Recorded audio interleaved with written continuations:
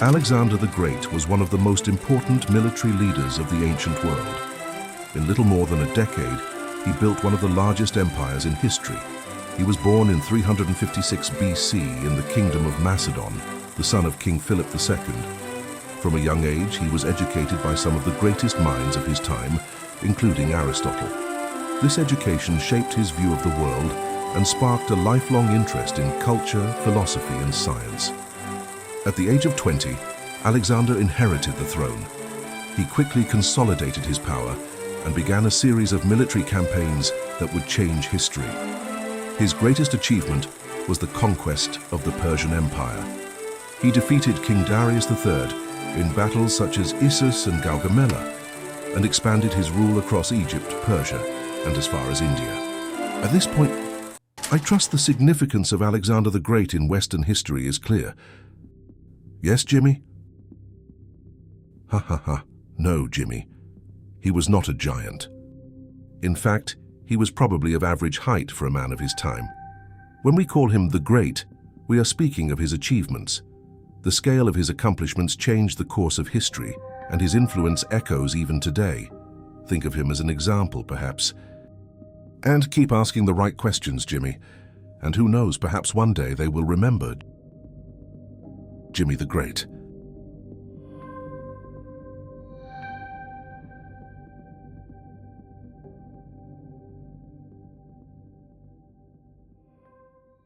I met a traveler from an antique land who said, "Two vast and trunkless legs of stone stand in the desert.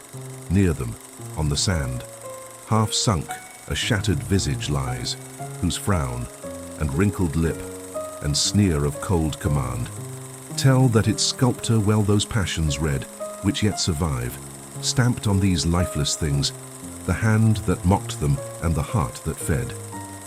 And on the pedestal, these words appear, "My name is Ozymandias, King of Kings. Look on my works, ye mighty, and despair." I see your hand is raised, Jimmy. Go ahead. Well, that is a very good question. There are many different interpretations of this poem. When we read, "Look on my works, ye mighty, and despair," many believe Shelley is reflecting on the passage of time. The desert surrounding the statue contains no great works, no mighty cities, no glorious monuments. Everything Ozymandias built has been swallowed by the sands of time. Or perhaps not. Perhaps Ozymandias was not a builder. Perhaps he was a destroyer. Perhaps the desert itself is the work we are meant to behold. Perhaps that endless emptiness is the monument he left behind. Perhaps. That was a good question, Jimmy. Keep asking questions like that. The universe is, well, it is very large. Very, very large. There are hundreds of billions of stars in our galaxy alone, and hundreds of billions of galaxies beyond it. When faced with numbers like these, many scientists reached an interesting conclusion. If life emerged on Earth, then surely it must have emerged elsewhere as well. Perhaps millions of times, perhaps billions, and yet, we have never found convincing evidence of another civilization. No signals, no visitors, no cities among the stars, no answers. This contradiction became known as the Fermi Paradox. A simple question. If intelligent life is common in the universe, where is everybody? Yes, Jimmy? That is an excellent question.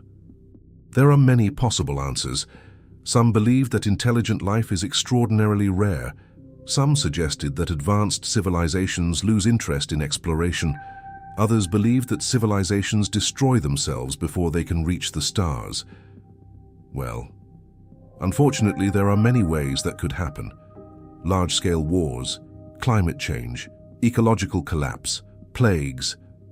And I remember the plague. I remember the chaos, the fear, and I remember Jimmy. Jimmy was in my arms. Ha